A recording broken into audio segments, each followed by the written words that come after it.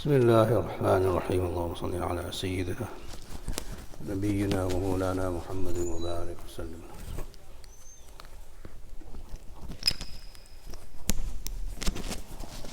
الحمد لله وكفى وسلام على عباده الذين اصطفى. أما بعد. Allah subhanahu wa ta'ala, He is the creator of everything, and He says that since He is the creator of everything, we should worship Him. خالق كل شيء فاعبدوه. He is the creator of everything, so worship Him. So worship is attached to creation, and in the realm of human beings you will see that this concept, this theory has applications, and unfortunately it has wrong applications and misconceptions. That our parents, mashallah, alhamdulillah, are the reason for our creation in this world, and Allah subhanahu wa ta'ala appreciates that creation and creativity, and tells us to be kind and generous to our parents. وَبِالْوَالِدَيْنِ إِحْسَانًا. Allah says that since they are your creators in this world, you must appreciate the fact,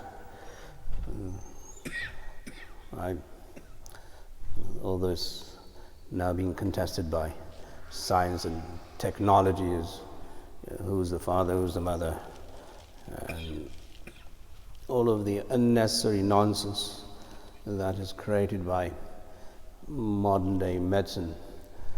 All these norms have been thrown out of the window, that you don't know who your mother is or your father is because some people are born in test tubes, and some people don't know who their mother is, who their father is, because they were born out of wedlock. So you have the problems with technology, and you have the problems with society, and you have the problems with immorality.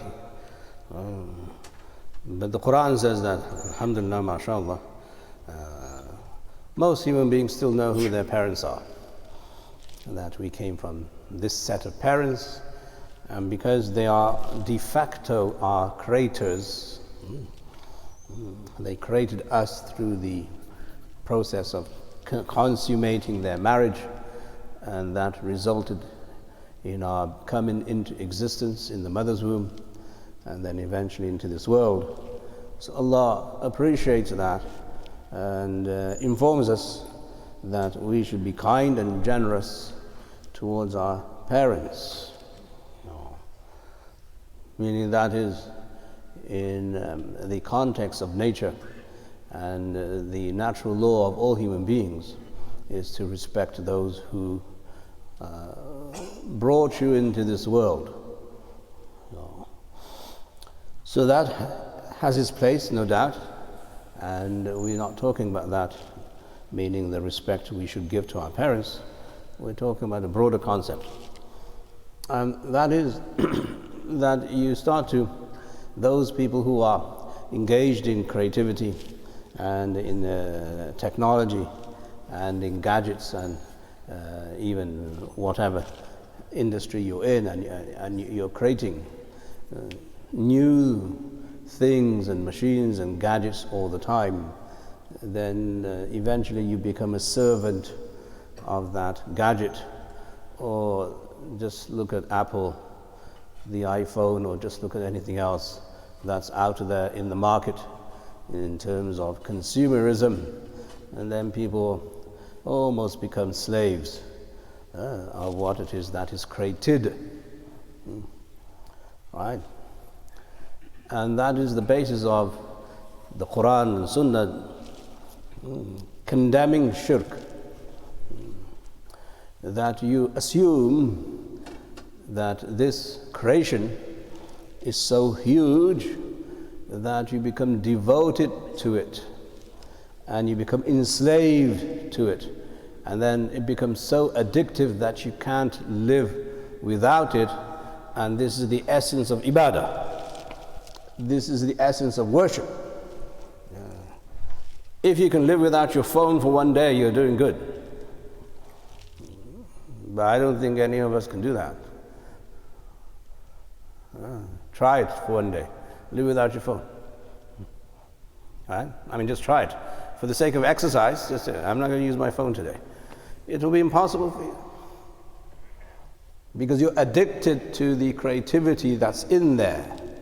Obviously, it's commercialized, it's marketed, and all of that jazz that comes with it. Right? But the fact is that you are enamored to the point of almost worshipping something that is a unique creation. And then people who go to work and they're dedicated to their work, then they become enamored with their work and they become enamored with their creation, and then they are devoted as an ibadah almost to their creation. Those people who manufacture and create different types of transportation and cars and planes and communication methods and everything else in the industry, okay, they become so devoted that item that they create becomes their idol, in essence. And this is the essence of shirk. So it's no different really from the worshipping of statues and idols that are man-made from stone or wood, and even from perhaps food stuff. That Umar radiallahu anhu said that we were so backward that we would make and bake something like a statue, and then when we were hungry on travel, we would then find rizq in the statue and the idol. We would eat the idol. Right? Seems kind of hilarious. But it's no different from what we're experiencing in modern day society. In modern day society, we unfortunately have become addicted to things in the terms of creation. So the Quran is very precise, accurate. خَالِقُ كُلِّ شَيْءٍ. He is the creator of every shay, everything He creates. So that is His creation. Therefore, because He created those things, you must worship Him, the Creator. So the process of Tawheed is to get from the creation to the Creator, not to be fixed and limited and anchored by the creation. Whatever it is. You can be enamored and mesmerized, and you could be in awe of everything. But everything is a creation of Allah, and the only one that you need to be in awe of in terms of worship is Allah.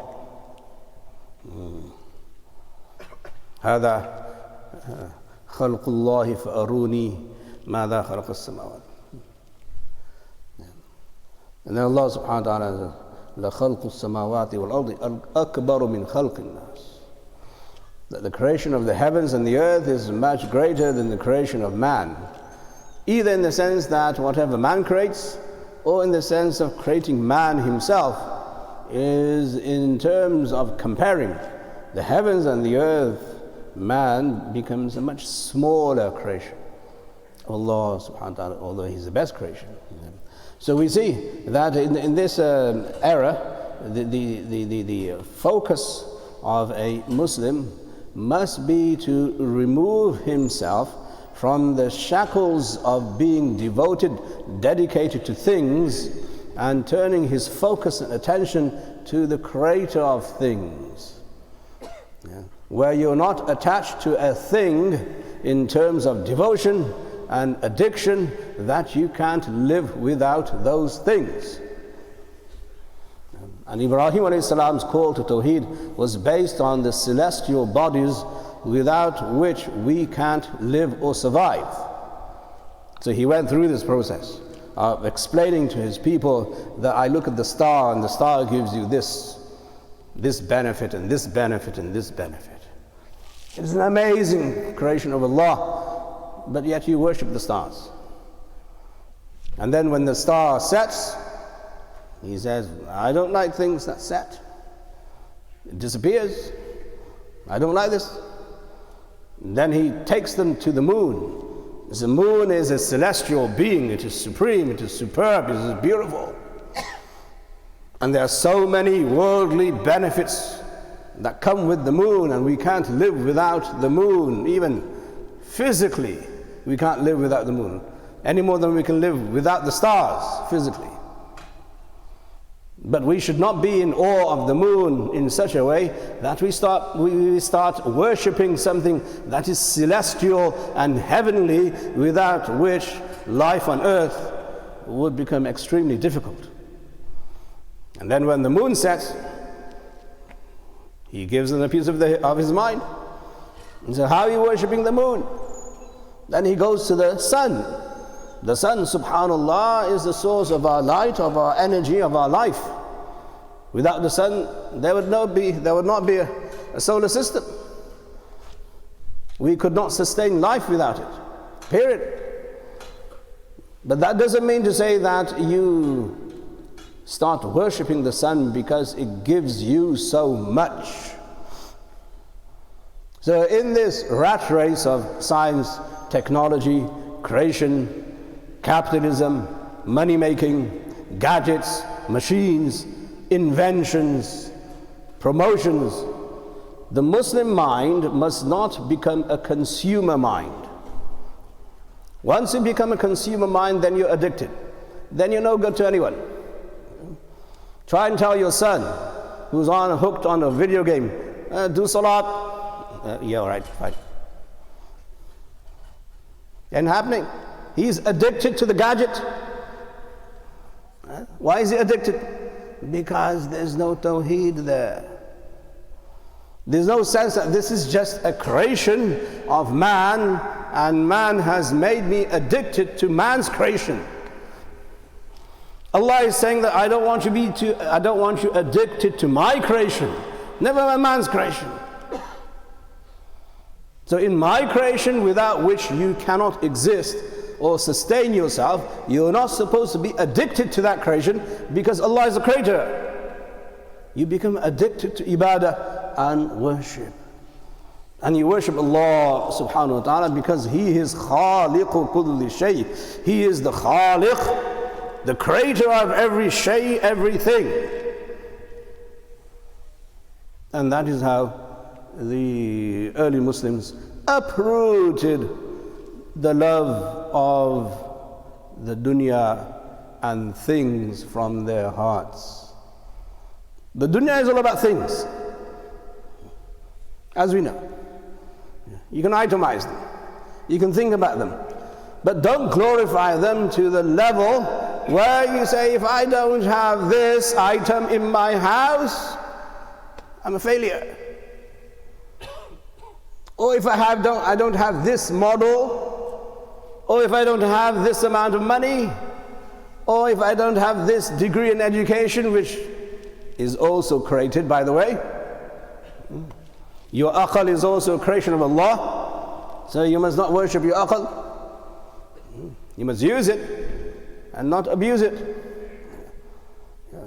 So the Muslim mind must appreciate that when it comes to Tawheed, Tawheed means to worship only one and no one else and nothing else.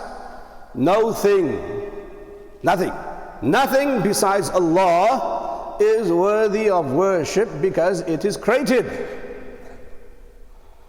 And that's where you share that. I'm created, you're created, the things that you have, they're also created. So we share being a creation of Allah. In that sense, we're all equals. Just because there is a particular emphasis in today's world to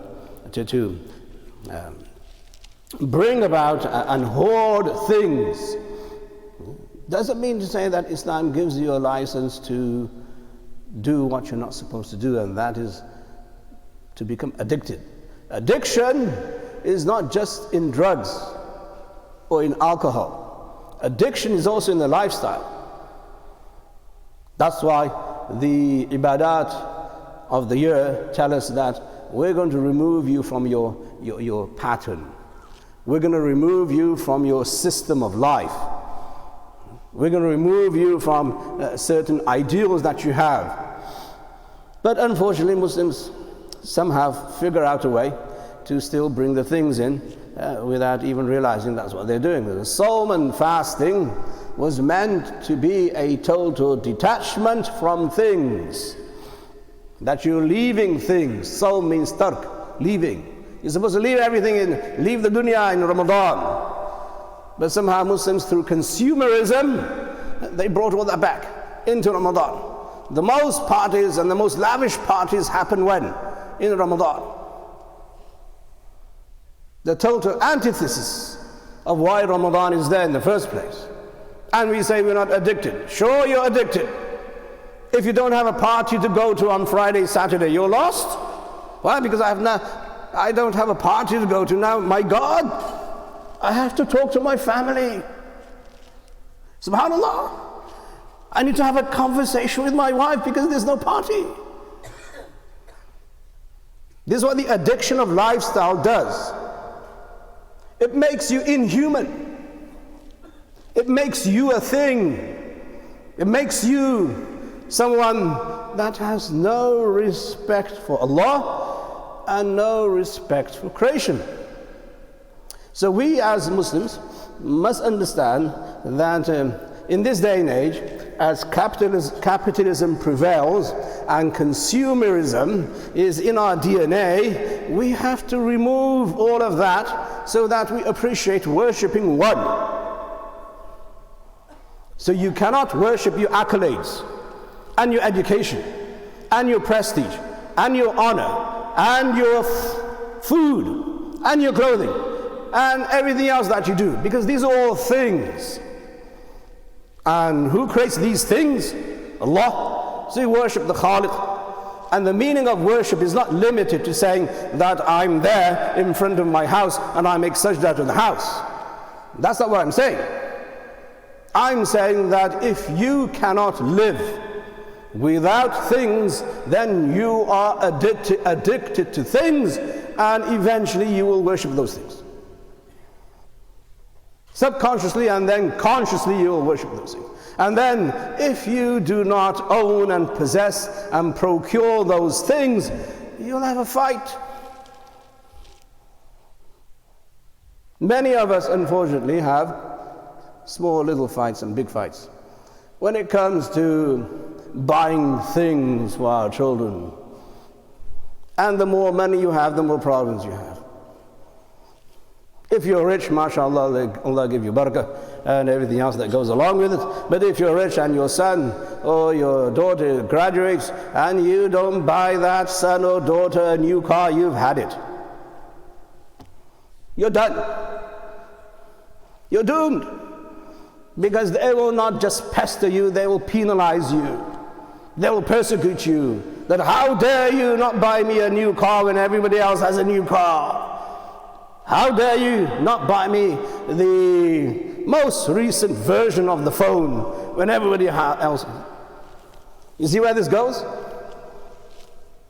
And then it dictates your life. It controls your life. Consumerism is a disease. It is cancerous. And Allah subhanahu wa ta'ala came with the Prophets alayhi salatu wasalam to remove us from this disease of loving the dunya and loving things. Ashya, things. I love things. I want more things in my house, so I will now look better and I'll feel better, which is a false sense of security. Because things don't help you. What helps you is your dhikr of Allah. What helps you is a self of contentment, a sense of satisfaction with whatever Allah has given you at that moment. and you have sabr, and you have shukr. This comes from inside. As the Prophet ﷺ said, إِنَّمَا الْغِنَى غِنَى النَّفْسِ أو غِنَى الْقَلْبِ, that the true richness of a man is in his heart. How many people you know who have money and wealth and everything, education, but their lives are disturbed. They are confused and they can't sleep, or they have problems that are enormous. So if things were the reason why you get sukoon, then everybody should have sukoon, but no one has sukoon. Because Allah has not placed sukoon in the things He created. Allah has put sukoon in Himself and in His dhikr. So the end of consumerism will mark the beginning of Islam. Yes, we have things, we use them, utilize them, sometimes perhaps enjoy them and so on, but not to the point of addiction and not to the point of dedication that our life depends on whether or not we have these things. And that is the meaning of Tawheed, that we worship only one being, and that is Allah subhanahu wa ta'ala. May Allah subhanahu wa ta'ala give us all tawfiq to do what pleases Him the most. Ameen ya Rabbil Alameen.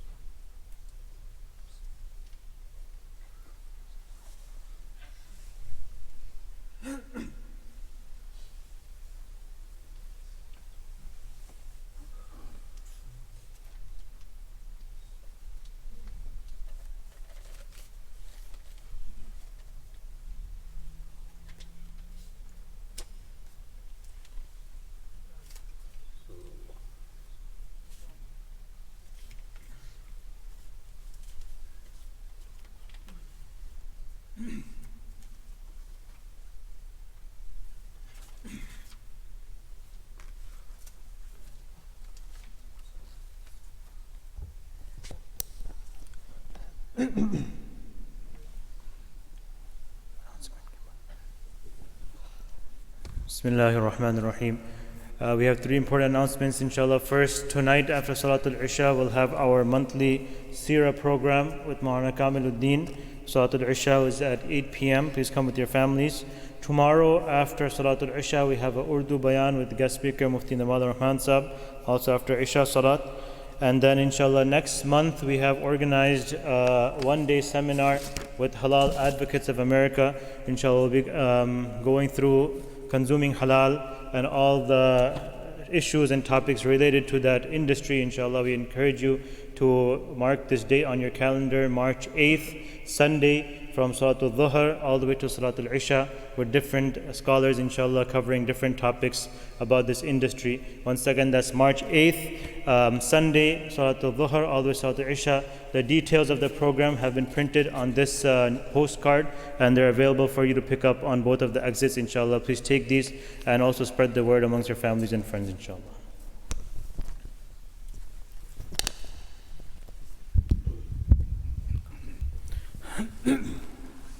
الله أكبر الله أكبر الله أكبر الله أكبر أشهد أن لا إله إلا الله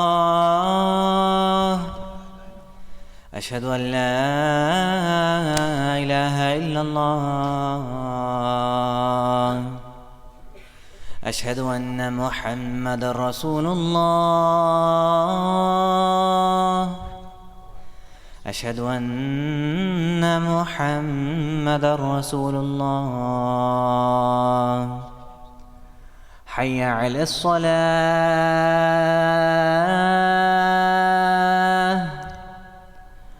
حي على الصلاة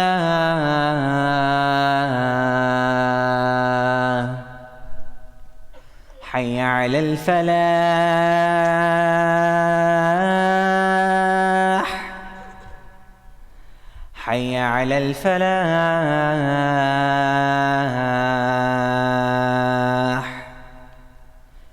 الله أكبر الله أكبر لا إله إلا الله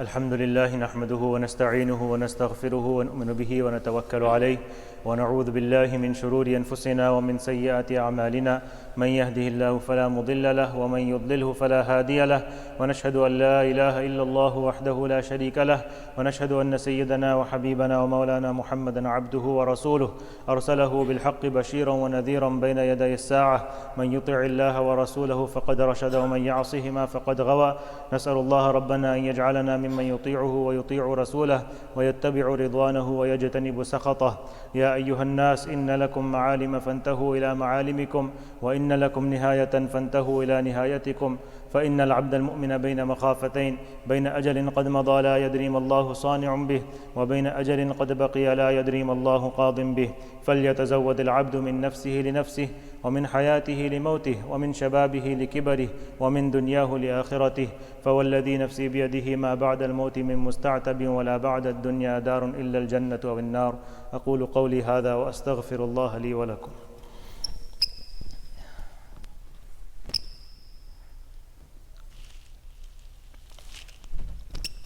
الحمد لله نحمده ونستعينه ونستغفره ونؤمن به ونتوكل عليه ونعوذ بالله من شرور أنفسنا ومن سيئات أعمالنا من يهده الله فلا مضل له ومن يضلله فلا هادي له ونشهد أن لا إله إلا الله وحده لا شريك له ونشهد أن سيدنا وحبيبنا ومولانا محمدا عبده ورسوله أعوذ بالله من الشيطان الرجيم بسم الله الرحمن الرحيم إن الله وملائكته يصلون على النبي يا أيها الذين آمنوا صلوا عليه وسلموا تسليما.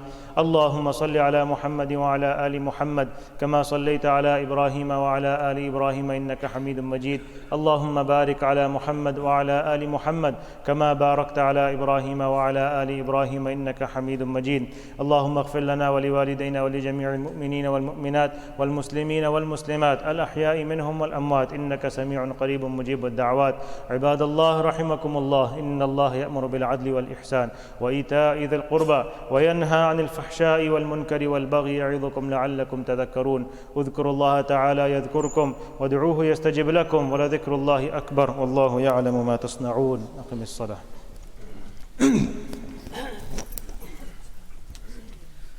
الله أكبر الله أكبر الله أكبر الله أكبر. أشهد أن لا إله إلا الله أشهد أن لا إله إلا الله أشهد أن محمد رسول الله أشهد أن محمد رسول الله. حي على الصلاة حي على الصلاة حي على الفلاح حي على الفلاح. قد قامت الصلاة قد قامت الصلاة. الله أكبر الله أكبر لا إله إلا الله. استووا استقيموا. Straighten your lines, silence your phones. الله أكبر.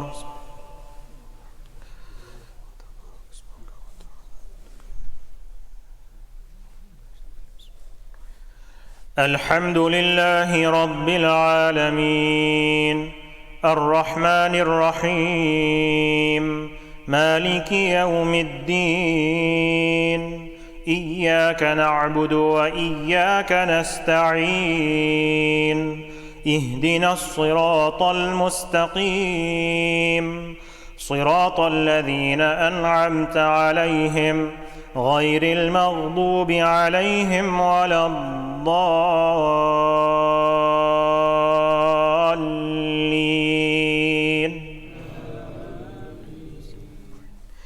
إن في خلق السماوات والأرض واختلاف الليل والنهار لآيات لأولي الألباب الذين يذكرون الله قياما وقعودا وعلى جنوبهم ويتفكرون في خلق السماوات والأرض ربنا ما خلقت هذا باطلا سبحانك فقنا عذاب النار.